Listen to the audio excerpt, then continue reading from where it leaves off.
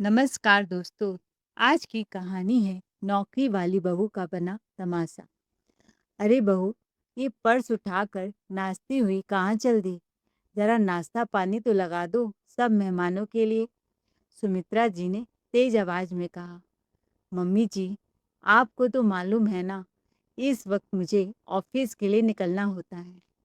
तभी ननंद पायल तंज भरे लहजे में बोली, वाह भाभी वाह, लगता है मेरे मायके आने से आपको बड़ी परेशानी होने लगी है। तभी तो हर बार नौकरी का बहाना बनाकर निकल जाती हैं। घर की बहुएं तो अपने ननद देवर की खातिरदारी में दिन रात एक कर देती हैं, और एक आप हैं जिन्हें बस नौकरी और पैसों की ही पड़ी रहती है। उतनी भी क्या गरीबी है इस घर में? क्या 2-4 दिन की छुट्टी लेकर अपने परिवार के साथ वक्त नहीं बिताया जा सकता भाभी? मेरी सास गेस्ट रूम में आराम कर रही हैं। अगर उन्हें पता चला कि घर की बहू काम चोरी करती है, तो उन्हें कितनी तकलीफ होगी। बुढ़ापे में आप थोड़ा ध्यान नहीं रख सकती उनका? सुमित्रा जी बोली, अगर समधन जी को ये महसूस हो गया कि इस घर की बहू जिम्मेदारियों से मुंह मोड़ती है, तो सोचो उनके दिल पर क्या बीतेगी।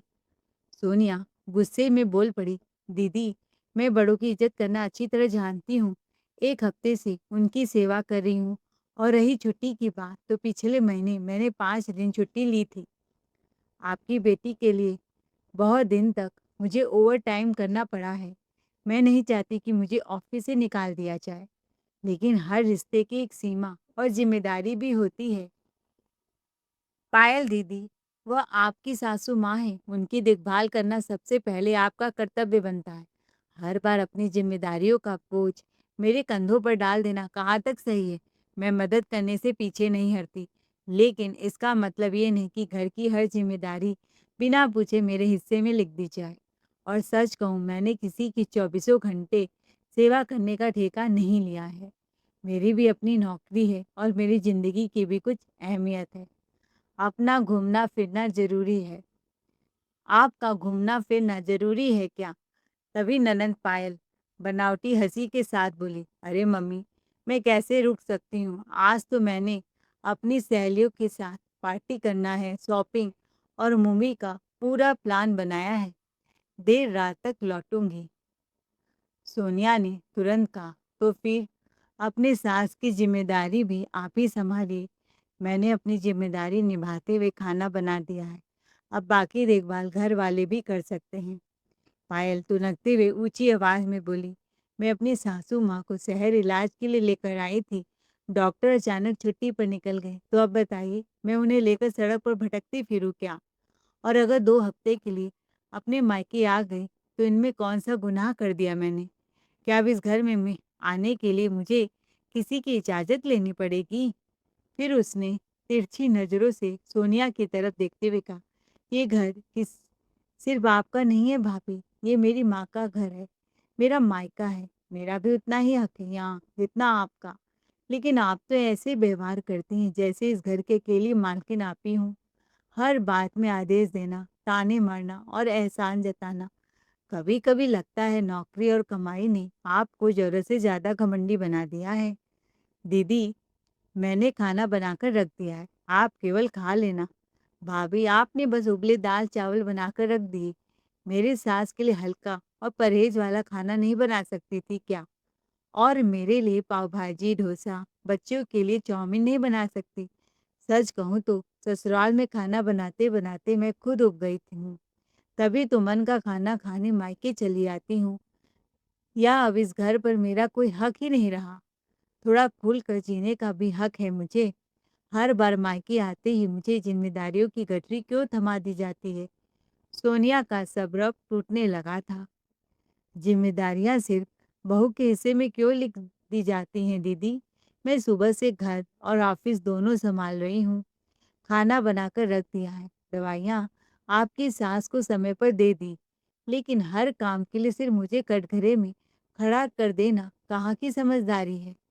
पायल व्यंग भरी हंसी हंसते हुए बोली, वाह भाभी वाह, 2 रोटियां क्या बना दी, एहसान जताना शुरू कर दिया। दीदी, आप मायका सिर्फ आराम करने, घूमने और फरमाइशें पूरी करवाने की जगह नहीं होती। कभी माँ के सिर पर हाथ रखकर उनका हाल-चाल भी पूछ लिया कीजिए। सिर्फ सेल्फी और शॉपिंग से रिश्ते नहीं निभते। सुमित्रा जी कभी बेटी का चेहरा देख रही थी, तो कभी बहू की आंखों में। पायल गुस्से में बोली, अपनी सासू माँ से कुछ ज्यादा ही बहस करती हो। जरा मुझसे सीखो, मैं अपनी सास की कितनी इज्जत करती हूँ, देखो ना। उन्हें अपने साथ मायके तक ले आई हूँ ताकि अकेलापन महसूस न हो। मेरे पति भी ऑफिस के काम से विदेश गए हैं, फिर भी मैंने अपनी जिम्मेदारियों से मुंह नहीं मोड़ा। रिश्ते सिर्फ बातें बनाने से नहीं निभते भाभी, बड़ों की सेवा और सम्मान करना पड़ता है। सास चाहे अपनी हो या पराई, आखिर माँ समान ही होती हैं। लेकिन आप तो हर बात में नौकरी, थकान और ड्यूटी का बहाना लेकर किनारा कर लेती हो। कभी-कभी लगता है इस घर में आपको रिश्तों से ज़्यादा अपनी सुविधा प्यारी है। दीदी, मुझे सब समझ आता है। आपकी देवरानी पूरे 1 महीने आपकी सासू माँ की सेवा करती हैं और जैसे ही आपकी बारी आती है, आप उन्हें यहाँ मायके लेकर पहुँच जाती हैं, ताकि उनकी देखभाल की ज़िम्मेदारी मेरे कंधों पर डाल दी जाए। सच कहूँ तो सासू माँ की सेवा करना सबसे पहले आपकी ज़िम्मेदारी है, क्योंकि वो कि आपकी माँ के समान है। लेकिन आप हर महीने यहाँ आ जाती हैं और उम्मीद करती कि मैं ऑफिस से छुट्टियाँ लेकर हर वक्त सेवा में हाजिर रहूँ।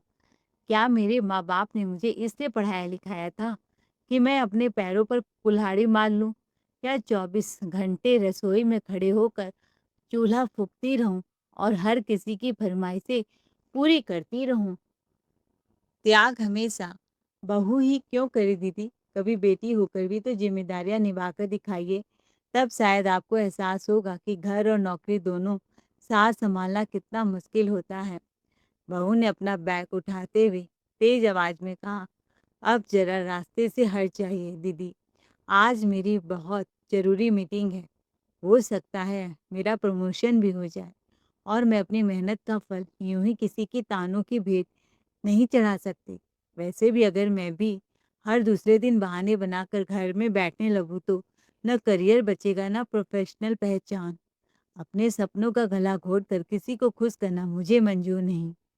खाना बनाकर रख दिया है, बस थोड़ा गरम करके खा लीजिएगा। अगर इतना भी नहीं हो सकता, तो फिर अपनी मम्मी से कह दीजिए कि एक नौकरानी ही रख ले। मैं कोई चौबीसों घंटे की सेवा करने वाली मशीन नहीं हूँ। सोनिया गुस्से में अपना बैग उठाकर तेज कदमों से घर से बाहर निकल गई। दरवाजा बंद होते ही पायल जहर घुलती आवाज में बोली, माँ, देखा आपने इसकी हिम्मत, कैसी आंखें दिखाकर चली गई। शाम को भैया घर आएंगे ना, तब देखना। अगर इसकी अकड़ और जुबान दोनों ना उतरवा दी तो मेरा नाम भी पायल नहीं।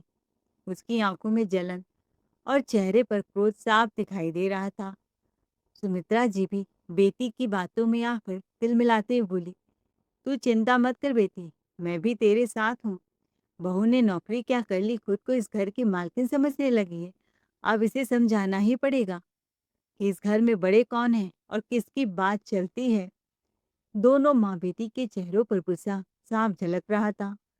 शाम के करीब 6 बजे दरवाजे की घंटी बजी। पायल बोली, लगता है माँ भैया आ गए हैं। जैसे ही दरवाजा खुला, आकाश ऑफिस से थका हारा अंदर आया।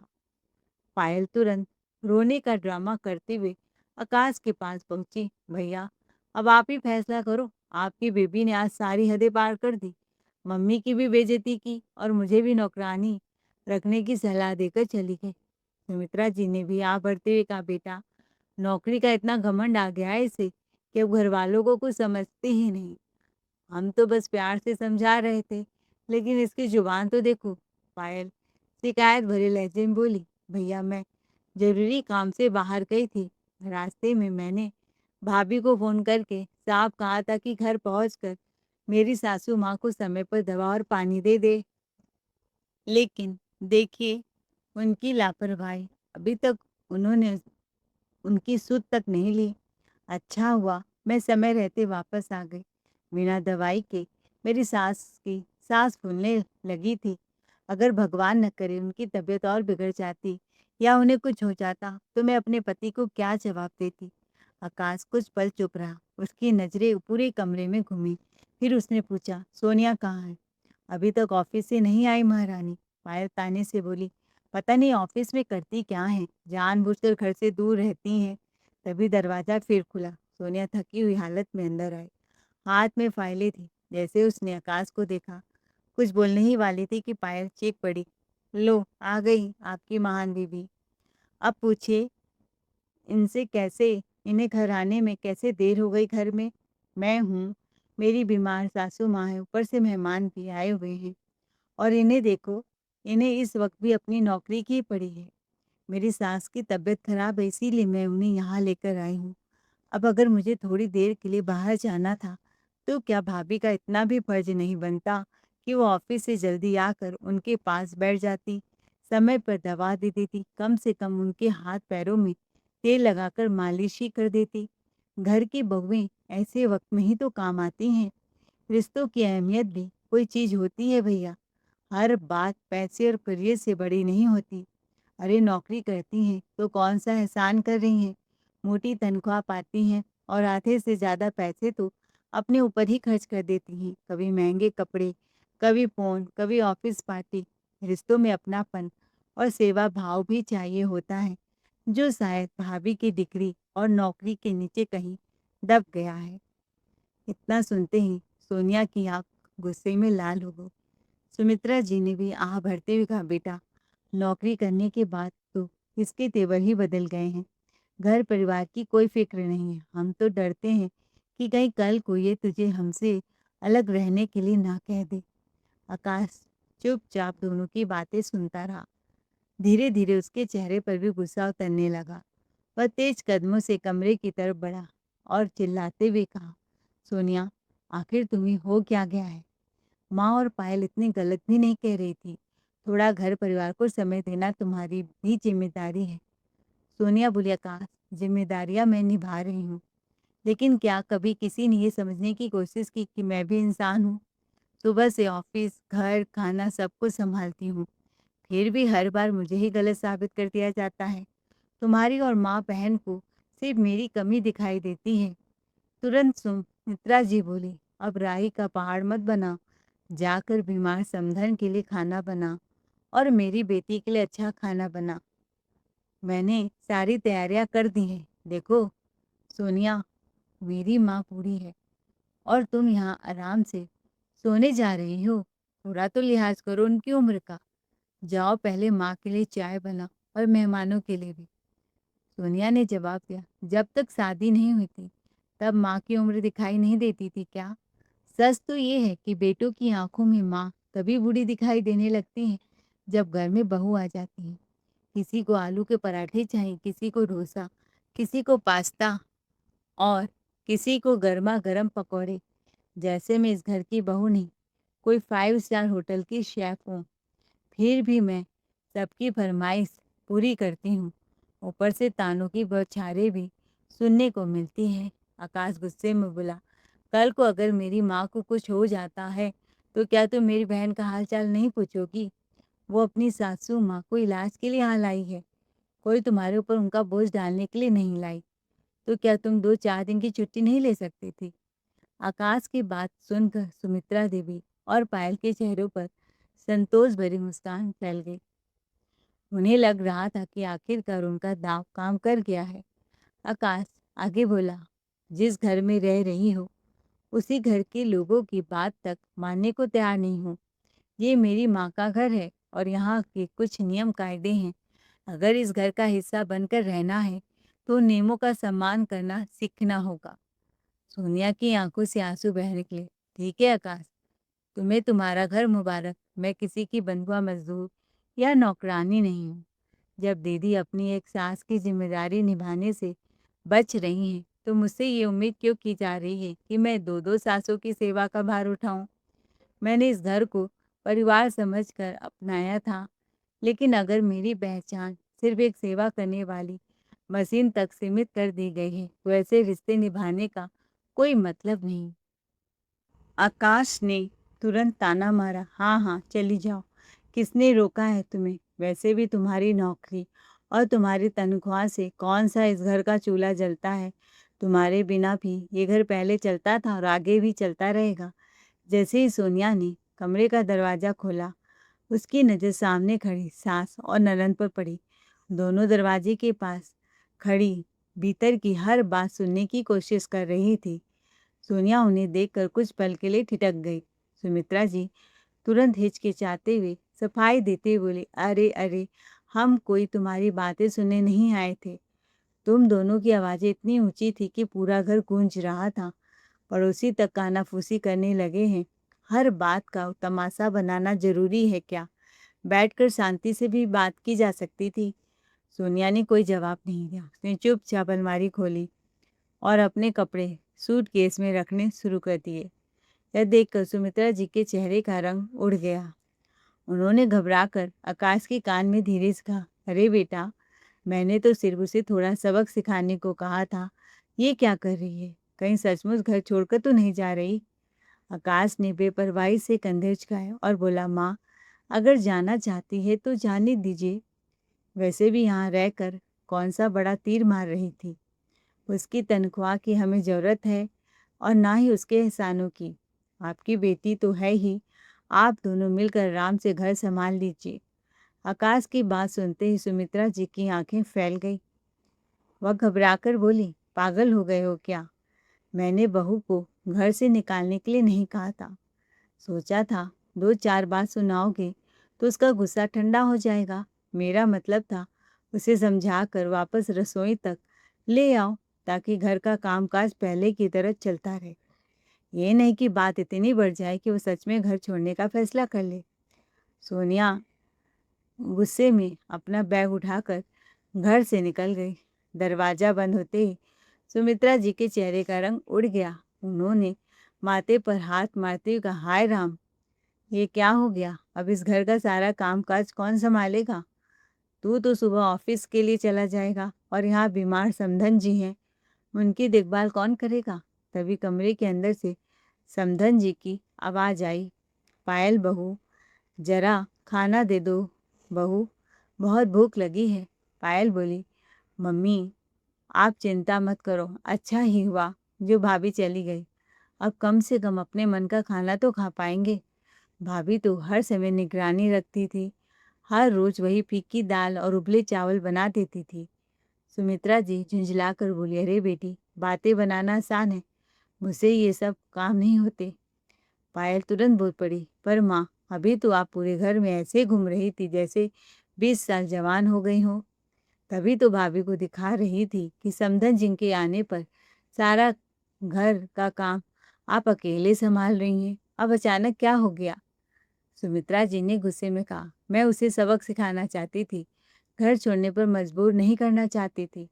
फिर उंगली पायल की तरफ उठाते बोली, और ये सब तेरी वजह से हुआ है। तू ही चाहती थी कि जब तू मायके में है बहू ऑफिस न जाए और 10 दिन घर बैठकर तेरी और तेरी सास की सेवा करे। हर वक्त तू ही उसकी नौकरी के पीछे पड़ी रहती थी। घर का माहौल पूरी तरह तनाव से भर चुका था। अचानक पायल की नज़र अलमारी पर पड़ी। वह धीरे से बोली, माँ, एक काम करते हैं, भैया से अलमारी की चाबी लेते हैं, देखते हैं भाभी आखिर इतना क्या छिपा कर रखती थी। हर समय ताला लगा कर रखती थी जैसे कोई खजाना हो। कुछ ही देर में अलमारी खोली गई, लेकिन जैसे ही तिजोरी का दरवाज़ा खुला, सबके होश उड़ गए। अरे ये क्या? पायल चीख पड़ी, माँ, यहाँ तो गहने नहीं हैं, नकदी भी गायब है और कुछ जरूरी कागज भी नहीं दिख रहे हैं। सुमित्रा जी घबराकर जोर जोर से रोने लगी। हाय दैया, ये क्या हो गया? बहू सारे गहने और सामान लेकर चली गई क्या? उनकी चीख पुकार सुनकर पड़ोसी भी घर के बाहर इकट्ठा होने लगे। एक पड़ोसन ने पूछा, क्या हुआ सुमित्रा बहन, इतनी घबराई हुई क्यों हो? और बहू कहाँ है तुम्हारी? आकाश तुरंत बीच में बोल पड़ा, माँ, धीरे बोलो, लोगों को तो बस मसाला चाहिए। अभी आधी बात सुनेंगे और पूरे मोहल्ले में कहानी बना देंगे, लेकिन तब तक देर हो चुकी थी।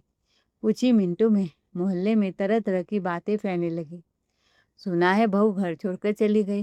कहते हैं सास बहू में बहुत झगड़ा हुआ था। पता नहीं क्या सच है और क्या झूठ। सुमित्रा जी ने पड़ोसियों को जैसे तैसे रफा दफा कर दिया। फिर छाती पीटकर बोली, बेटा, अलमारी में तेरे भी जरूरी कागज और सामान थे। अगर बहू सचमुच सब लेकर चली गई तो आकाश ने तुरंत मोबाइल निकाला और सोनिया को बार बार फ़ोन मिलाने लगा, पर फ़ोन उठ नहीं रहा था। सोनिया के घर छोड़कर जाने के बाद पूरे घर का माहौल बदल गया था। उधर कमरे में बैठी बीमार समधन जी बार बार आवाज़ लगा रही थी, पायल बहू, ज़रा कुछ खाने को दे दो, दवा भी लेनी है, बहुत भूख लग रही है। पायल ने मोबाइल से नज़र हटाए बिना कहा, माँ, खाना बनाने का भी समय किसके पास है? आप जाकर मेरी सास को दवा दे दो। उनके हाथ में दर्द भी है, कंघी कर दो और कपड़े भी बदल दो। मैं भैया से कहती हूँ कि ऑनलाइन खाना मंगवा दे। वैसे भी मैंने अभी अभी नेल आर्ट करवाया है। रसोई में जाकर सब खराब थोड़ी ना करूँगी। वो आकाश के कमरे की ओर गई। अंदर से आकाश की आवाज़ सुनाई दी, सोनिया, तुम फिलहाल मायके में ही रहो। जब तक मैं खुद तुम्हें लेने ना आऊँ, वापस मत आना। अब मुझे साफ दिखाई देने लगा है कि पायल धीरे धीरे अपनी सारी जिम्मेदारियां तुम्हारे ऊपर डालती जा रही है। मैं सब कुछ देख रहा हूँ, इसीलिए तुम्हें नाटक करके मायके भेज दिया। हर बार तुम्हें ही गलत ठहराया गया है, जबकि असलियत कुछ और थी। यह सुनते ही पायल का चेहरा गुस्से से लाल हो गया। वह भागकर माँ के पास पहुंची और आग में घी डालते हुए बोली, देखा माँ, मैंने कहा था ना, भैया हमें मूर्ख बना रहे हैं। ये सब पहले से तय था। भाभी को जानबूझकर मायके भेजा गया ताकि घर के सारे काम अब हमारे सिर पर आ जाए। गुस्से में भरी सुमित्रा जी और पायल दोनों आकाश के कमरे के बाहर पहुंच गए। धड़ाधड़ दरवाजा पिटते हुए पायल चिल्लाई, भैया, दरवाजा खोलिए, दरवाजा खोलिए। हमें बेवकूफ़ बनाना बंद कीजिए। साफ साफ बताइए, क्या आपने जानबूझकर भाभी का पक्ष लिया है ताकि अब घर की जिम्मेदारियां हम पर डाल दी जाए?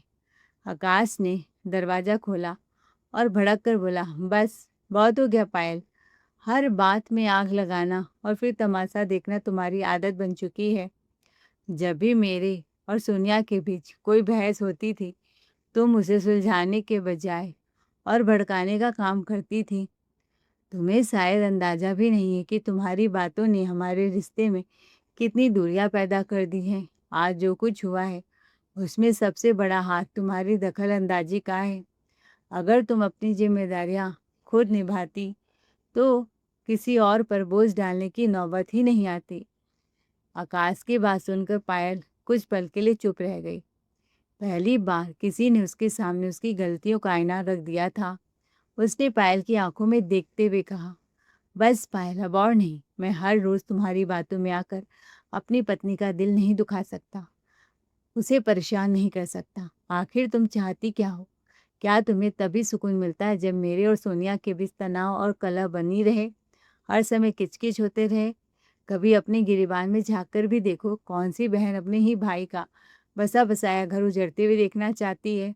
तुम बार बार अपनी जिम्मेदारियों से बचकर उन्हें मेरी पत्नी के सिर पर डाल देती हो। सोनिया किसी की नौकरानी नहीं है जो तुम्हारी भी सेवा करे और तुम्हारी सासू माँ की भी। तुम्हारी सास है, उनकी देखभाल करना तुम्हारा कर्तव्य है, तुम्हारी जिम्मेदारी है। और एक बात साफ साफ सुन लो, अपनी सासू माँ को यहाँ से अपने साथ ले जाओ। जब तक ये सिलसिला खत्म नहीं होगा, मैं सोनिया को वापस आने के लिए नहीं कहूँगा। पायल स्तब्ध खड़ी रह गई। आकाश आगे बोला, मैं पति हूँ उसका और भगवान ने मुझे भी आंखें दी और समझ दी है। बहुत समय तक मैं माँ और बहन की बातों में आकर अपनी पत्नी को गलत समझता रहा। उसके त्याग, उसकी मेहनत और उसके आत्मसम्मान को नज़रअंदाज करता रहा। लेकिन अब मुझे सच्चाई दिखाई देने लगी है। सोनिया सिर्फ मेरी पत्नी नहीं, मेरी जीवन संगिनी और धर्म पत्नी है। उसके सम्मान, उसके स्वाभिमान और उसके अधिकारों की रक्षा करना मेरा कर्तव्य है। इसीलिए मैंने जानबूझकर उसे मायके जाने के लिए कहा था, ताकि उसे कुछ समय शांति मिले और मुझे भी इस घर की असलियत समझने का अवसर। यह सुनकर सुमित्रा जी की आंखें झुक गई। कुछ पल चुप रहने के बाद उन्होंने भारी आवाज में कहा, बेटा, शायद आज पहली बार तुमने मुझे मेरी गलती का एहसास कराया है। सच कहूँ तो जब जब पायल इस घर में आती है, तभी किसी न किसी बात को लेकर विवाद खड़ा हो जाता है। मैं भी उसकी बातों में आकर बहू को ही दोषी मानती रही, लेकिन अब समझ में आ रहा है कि वह हर बार चाहती थी कि बहू नौकरी छोड़कर उसकी और उसकी सास की सेवा में लगी रहे। मैंने भी बिना सोचे समझे उसका साथ दिया। अब नहीं, अब मैं किसी के बहकावे में आकर अपनी बहू के साथ अन्याय नहीं करूँगी। जिस घर को उसने अपनी मेहनत, प्रेम और त्याग से सँभाला है, उस घर में उसे सम्मान भी मिलेगा और उसका अधिकार भी। कमरे में गहरा सन्नाटा छा गया। आज पहली बार किसी ने सोनिया की अनुपस्थिति में उसके त्याग की कीमत समझी थी। बेटा, तू बहू को लेने जा और पायल का टिकट बना। वो अपनी सास को लेकर जाए यहाँ से। कोई डॉक्टर छुट्टी पर नहीं है। यह तो खुद सास की सेवा नहीं करना चाहती। यह सुनते ही पायल के चेहरे का रंग उड़ गया। वह वाक खड़ी, कभी अपनी माँ को देख रही थी, कभी आकाश को। उसे विश्वास ही नहीं हो रहा था कि आज पहली बार उसकी माँ ने उसका पक्ष लेने के बजाय सच का साथ चुना है। उसके होठ हिले, लेकिन शब्द जैसे गले में ही अटक गए। कुछ क्षण पहले तक जो पूरे घर को अपनी उंगलियों पर नचाने का सपना देख रही थी, अब वह सिर्फ खामोशी से अपने घर चली गई और सोनिया सुकून से ससुराल। दोस्तों, आपको हमारी आज की कहानी कैसी लगी? कमेंट करके ज़रूर बताएं। कहानी अच्छी लगी हो तो चैनल को लाइक, शेयर, सब्सक्राइब ज़रूर करें। Thanks for watching ARK voice.